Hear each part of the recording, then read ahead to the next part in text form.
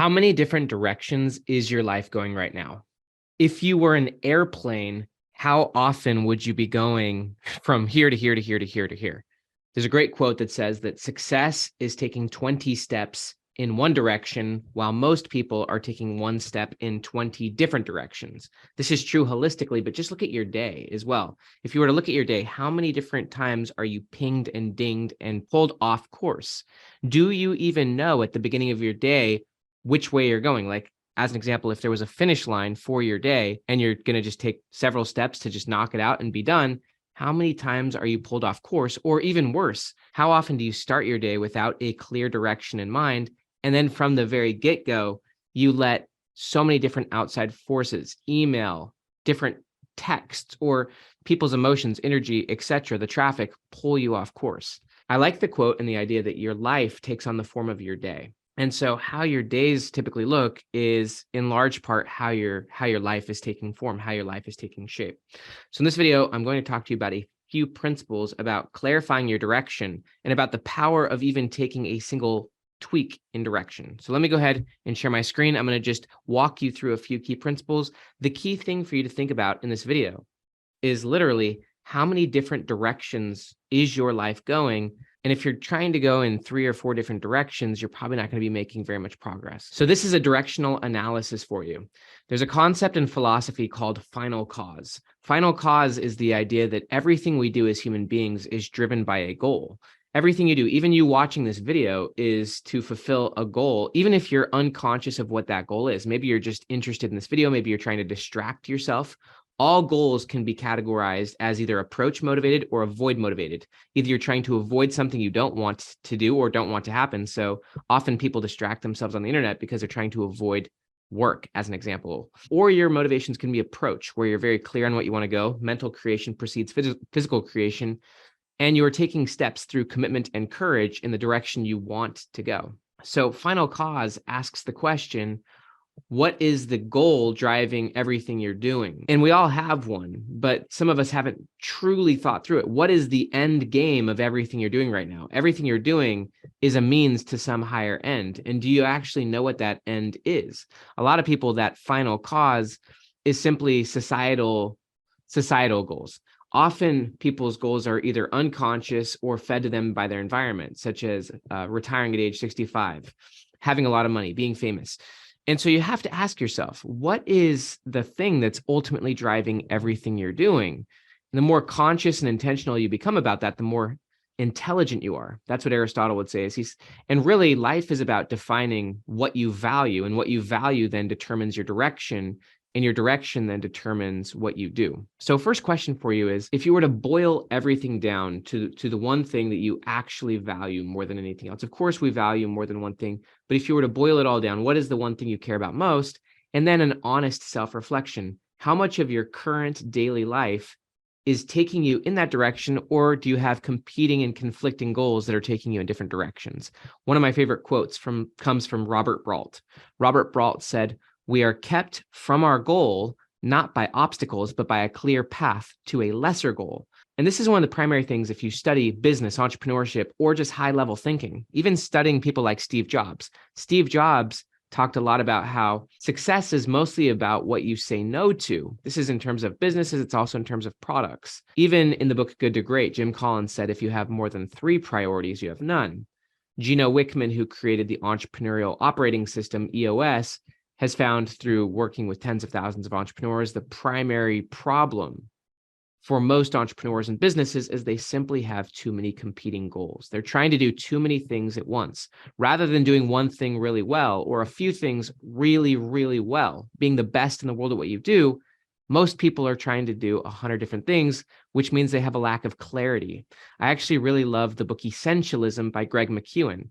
And Greg McKeown talks a lot about how he even has a concept he calls the clarity paradox, where if you get really clear on where you're going and you start to remove the noise, you're going to become successful, because clarity of direction and actually moving in that direction leads to momentum. It leads to progress. It leads to the compounding effects. The problem for most people is they don't have clarity about where they're going. They're going in too many simultaneous directions at once, which means that holistically, they're taking one step in 20 directions, but also daily, they're taking one step in 20 directions. And if you're not having effective days, then you're not having effective weeks. And if you're not having effective weeks, you're not having effective years. But once you get clear on where you're going and you start just taking one step a day in a single direction, and then the next day you take another step in that direction, holy cow, after a week, it's actually monumental how far you went. So one of the things that Greg McKeown talks about is just that as someone does get clarity and they ultimately start taking advancement in that direction, they become successful. The problem with becoming successful is that success creates more options. And with those options comes increasing distractions of direction, which ultimately leads to a lack of clarity that created the momentum and success in the first place, which is why he says success is a catalyst to failure. In a similar vein, Seth Godin has a book called The Dip. And in that book, he talks about how the most successful people, the people who become the best in the world at what they do, are very phenomenal, very good at quitting. They know when to quit things and when to let go of things. It's very similar to the 80-20 principle, that 80% of the things going on in your life are actually pulling you away from your goal. There's only 20% or less things and people in your life right now that are relevant to the 10x version of your future self, where you want to go. Your future self, who you could be and who you want to be, is seemingly impossible from where you're at right now. It's very nonlinear. But if you were to actually remove the 80% of distractions from your life, and this can be very difficult because some of the things that were once in your vital 20%, and by the way, if you've never heard the 80-20 principle, it's just simply the idea. It's not exact in terms of the math, but 20% of what you're doing is creating 80% or more of your results. A lot of people have actually even boiled it down to the 95-5, that 5% of what's going on in your life right now, 5% of your time is generating 95% or more of your results. The main idea here is that using the 80-20 principle, 80% of your life is a distraction or more. And I would argue for most people, it's more. 80% of how your time is spent is actually pulling you away from where you want to go. It's muddling your thought. It's confusing you. And so the best thing to do, rather than purely focusing on the 20%, is removing the 80%. Question number 2 is just how many competing/conflicting goals do you have? Like if you were actually honest with yourself, if you were looking at, if you actually have written them down, how many goals do you have this year? And how many, and are those goals truly lined up? Are they synced? Do they stack together and do they build together? Are they actually pulling you in different directions? The hardest question you have to ask is which ones to let go of. Which ones are you willing to give up? If you were actually to boil your goals down to 3, I would ask you this: which one, if achieved at the highest level, will help you to have everything else you want? There's a great question that the billionaire Gary Keller asks. He says, what one thing, if accomplished, makes everything else I'm doing either easier or irrelevant? So you have to ask yourself, of all the things you're trying to accomplish, what one is the most important? And that could be right now, but it also could just be in general. Which one of these has the highest leverage? Which one is the most aligned with my future self? Which one is the one that is going to take me ultimately and fundamentally to who I want to be and where I want to go? And what goals, although compelling and interesting, are actually, if I let them go, it would be multiplication by subtraction. Do less better. So it's about doing less things better, having higher quality, but less quantity in all things. This is about essentially optimizing your life for the 20% that matters, letting go of the 80 and going all in on the 20. That brings up the concept of just simply making a decision. Decision means you've removed decision fatigue from the equation, and it means you've removed alternative options. And the more mature you become as a person, the more willing you are to make decisions. This is one of the big things that Angela Duckworth has talked about and discussed, is that maturity in a lot of ways, and even being gritty, it usually happens with age, because with age, you start to really know what you value, and you're willing to let go of a lot of the external goals of trying to please other people or trying to impress other people, or simply pursuing things for the wrong reasons. You start to develop what she would call maturity, which fits a lot with grit, and it connects very deeply with the ability to simply make decisions about what you value and what you don't. This is a big aspect of strategic thinking, by the way. Strategic thinking comes from knowing that if you make a single decision, it will shift everything else you're doing. Whereas tactical thinking is in a lot of ways just short-term thinking, where you're attempting to make as much progress as you can in the short run, where strategic thinking is about making one move that fundamentally changes the direction of where you're going. Strategic thinking comes from beginning with the end in mind, thinking about what you ultimately want, thinking about what you value, and being willing to let go of things now in the short run so that you can have bigger success in the long run. So if you were to look at your life seriously and just look at your day, how many things are you trying to accomplish today? How many different directions have you gone in your thought today? One of the reasons why the internet is so destructive in large part is because in a single session of the internet, you may be pulled in 50 different directions randomly and reactively without having realized why you're going the direction you're going. For example, you might have gotten on the internet. A lot of times, obviously, we get on the internet for the purpose of being distracted. But let's just say you were getting on the internet for a purpose, but then there was some distraction. Maybe you were going to write an email, but then you saw that there were 3 emails. And so then you got pulled into 3 different directions. That then triggered a different thought. And now you're on some subconscious loop of going from direction to direction to direction until at some point you get back on track. And so how many times in a given day are you pulled in 50 different directions? What would happen if you just went one direction in a single day? What would happen if for a week you stacked going in the same direction for a week and you removed almost all of the confusion?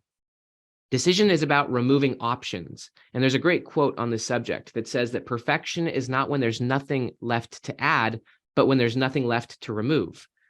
Even Michelangelo, who created the David and painted the Sistine Chapel, when he was asked by the Pope, what is the secret to your genius? He said, I removed everything that's not David. And so an obvious question for you to ask is, what is the thing that you're absolutely most striving for in your life? What do you value above all else? And what are the competing values that are ultimately pulling you away from what you most value? What are your conflicting goals, big picture, but also on a daily basis? And what is that 80% of your life that if you just stripped it away, if you removed it, you would be able to do less, much better?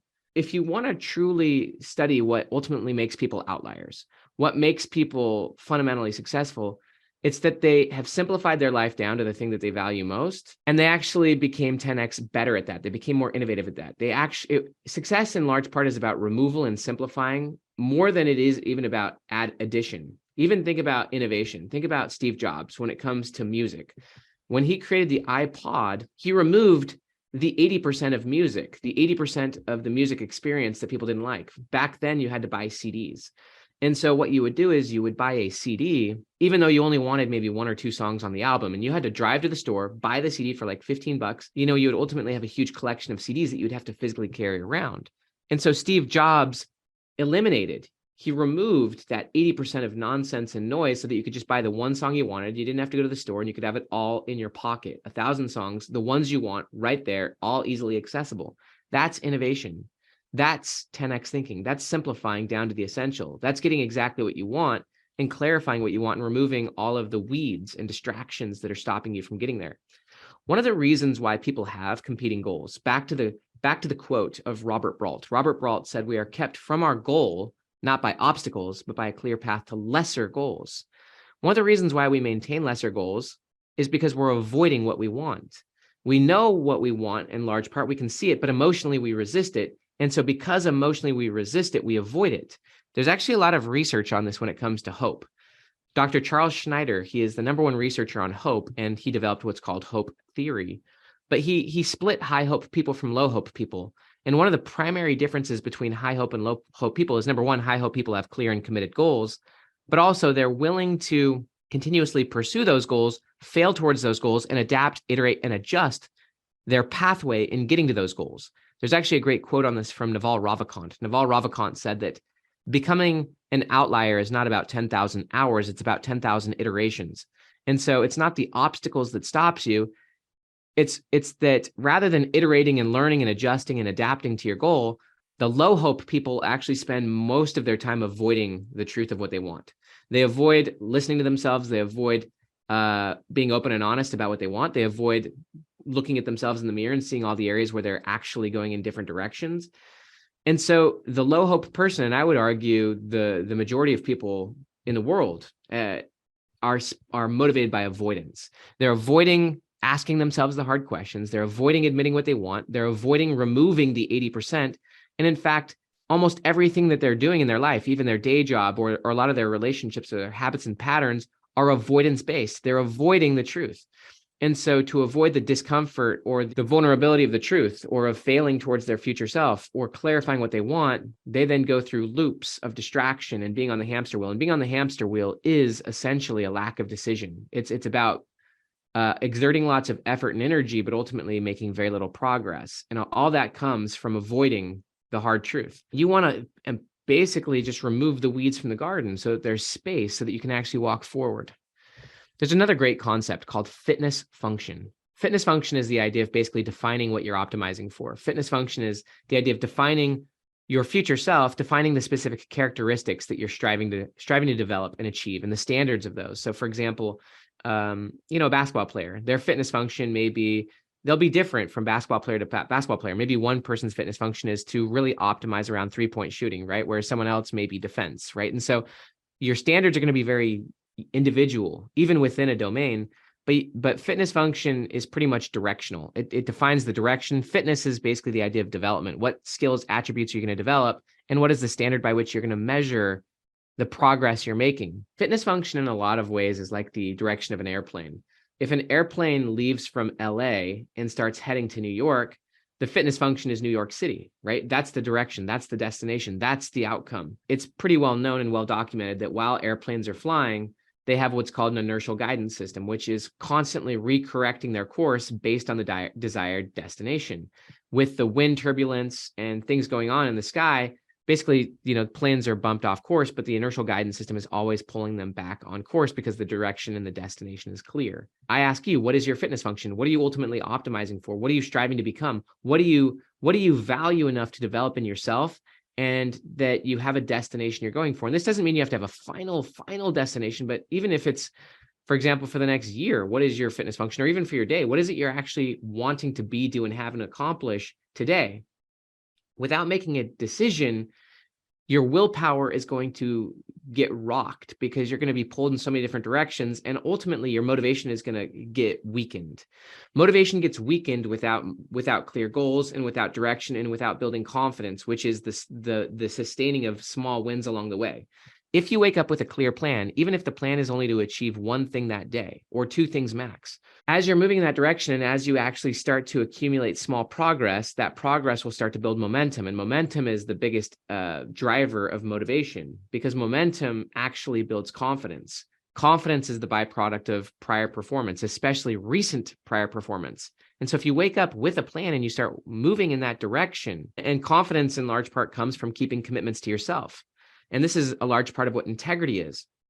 It's interesting because, I have 6 kids. One of the major things we're trying to teach our kids is how to set a goal and keep it and actually fulfill on what they said they would do.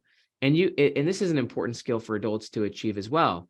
And so rather than trying to do 50 things in one day, just try to do one thing really well, or try to do 2 things, but actually regularly watch yourself fulfill on what you're going to say. You'll have more confidence, hence more integrity.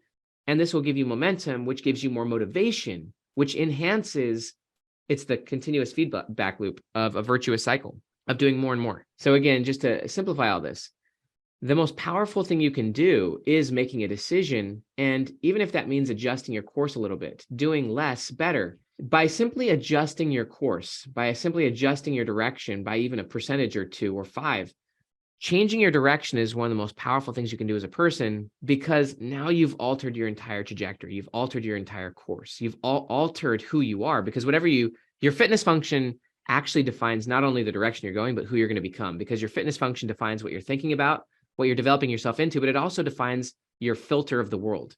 We all have a filter of the world.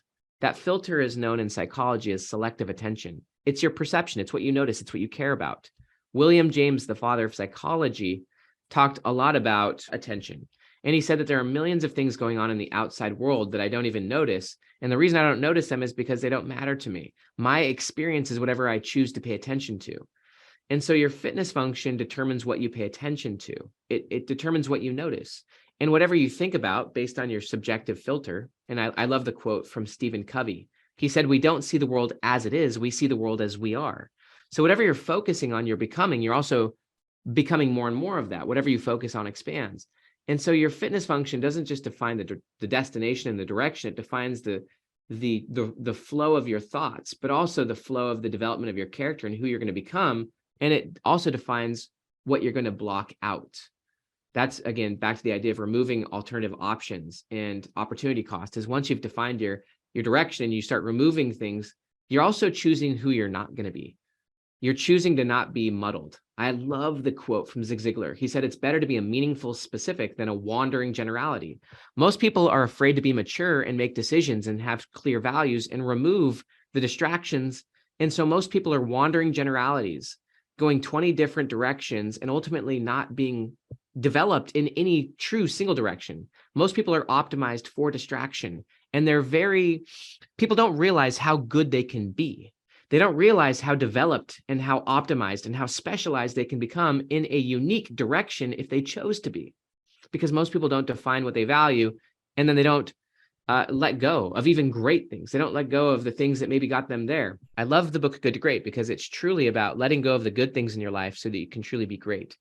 Even there's a great talk. It's from Dallin Oaks, and it's called Good, Better, Best. And it's about letting go of the good things and even the better things so that you can ultimately optimize yourself for the things of best. I love the quote, how you do anything is how you do everything. And so if you're doing 10 things mediocre, then you're basically just mediocre at everything. But if you just choose to do less better, to just do one or two things great, or to be excellent at what you define as the best, then you're doing less, but everything you do is of a higher quality. Less quantity and higher quality of all things is really how you advance as a person and how you ultimately become who you want to be. That's how you strip away everything that's not the David. Back to the quote, perfection is not when there's nothing more to add, but when there's nothing more to remove. That's how you apply the 80-20 principle. So changing your direction even by 1 degree will change everything about who you are. And as you move forward, this is one of my favorite aspects of the research on future self, is that yes, right now, you may have a direction, but your future self a day from now or a week from now or a month from now is going to know a lot more than you. And so as you advance forward, as you have an approach orientation, and as you're learning, your future self will know more than you do. And so they can ultimately shift the direction. And that is great. That's a big aspect of maturity, is when you know more and when you've learned more things. This is what Nassim Taleb would call an aspect of being anti-fragile, is as you know more and as you develop more and as you understand more, you can adjust your direction. And changing directions, even 1 degree, is going to fundamentally change the flow of your thoughts, and it's going to change your fitness function, and it's going to change who you become. And so letting go of things that you thought were important and adjusting your degree and continuously clarifying the destination. Maybe initially you thought you were going to New York, but now you realize you're going somewhere entirely different, but you couldn't have known that. It's kind of like the idea that, if you're at mile marker A, you actually won't know how to get to mile marker C until you first get to B. And once you get to B, then you might realize, oh, wow, I can actually go a totally different direction. And so this is a big aspect, is yes, you want to have a clear destination, but as you advance forward, life is not as simple as flying from LA to New York City. As you progress and make progress, you're going to know things you don't know, and you're going to be able to re-navigate to a much better destination that right now you don't even know. I mean, think about your current goals. Is it possible that the person you were 5 years ago could truly have ever comprehended what you're now going for? There's things I'm going for right now that even 3 or 6 months ago, I could not have imagined, because I now know a lot more. So I can specify my direction much better than I could have. And so this is about being driven by goals and values, but also being anti-fragile at the same time. Removal is the fastest way to change, because removal involves less decision switching. The more you can remove from your life and just simplify your life down to the few things that matter, and then build your life around being in flow, going deep. There's a great, great book called Catching the Big Fish.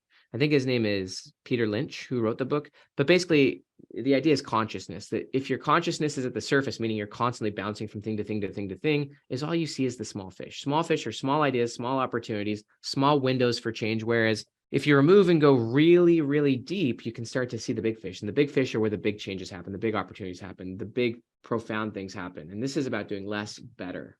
Back to the original question of this video. How many different directions is your life truly going? Do you know where you really want to go? And are you willing to make the hard decisions of removing everything that's pulling you in a slightly different direction? Even the things that bring your life current security, or the things that were really valuable to your past self. The more you remove things from your life, the less switching will happen. And this includes on a daily basis as well. Rather than being at the surface and seeing a lot of small fish and being tugged in 50 different directions, right, throughout your day. It's about being deliberate and going in a single direction And that's really what flow is about, is going in a single direction for an extended period of time and going deeper and deeper and deeper. And that's where the big fish are. And that's where the big seismic shifts happen. And that's where you can really be surprised at how much you can change and grow. If you're going in so many different directions, first off, that's a lack of maturity, a lack of decision, a lack of ownership of what you value and of your future self. But also on a daily basis, if you're tugged in 50 different directions, then you're at the small fish, and you're not experiencing the transformations, 10x, 100x transformations that can happen on a daily basis. If you're in flow and if you're going in one direction in a single day, you're then experiencing time qualitatively, less quantitatively. And so this is where time can slow down and become a lot more relative, and where you can actually see, experience, and transform more in a single day than the average person who's pulled in 50,000 different directions. You can make more progress in a day than the average person can in a year, because the average person in a year is going in 50 different directions. They're distracted. They're at the surface. And so if you can remove those and just start going in a single direction, yes, your direction will change because your future self will know more than you. That's part of being anti-fragile. But go in a direction, remove more and more, continuously clarify your direction, remove more and more, and continuously clarify your direction and remove more and more and more. Perfection is when there's nothing left to take away. Hope that helps. My name is Dr. Benjamin Hardy. Please like this video. Please share it. Please subscribe. Have an amazing day.